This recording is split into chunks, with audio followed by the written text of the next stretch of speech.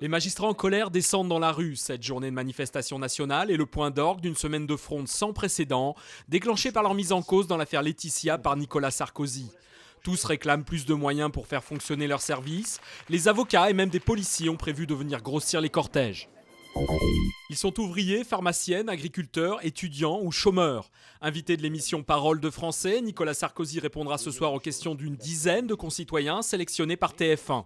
Avec l'ambition de reconquérir l'opinion en vue de la présidentielle de 2012, sur fond de polémique à propos des vacances des ministres, fronde des magistrats et mauvais chiffres de l'économie. Alors que des violences sanglantes ont pour la première fois touché le sud du pays, la Maison-Blanche hausse le ton vis-à-vis de son allié égyptien. Washington maintient la pression sur le pouvoir contesté d'Hosni Moubarak, soulignant que la poursuite de la mobilisation populaire montre l'insuffisance des réformes et appelant l'armée à la modération.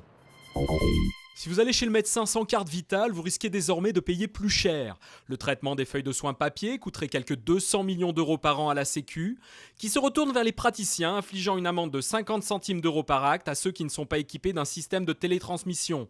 Une amende que la profession a décidé de répercuter sur les patients. Renault élargit sa gamme. Le constructeur français fabriquera 48 modèles de voitures en 2016 contre 40 aujourd'hui.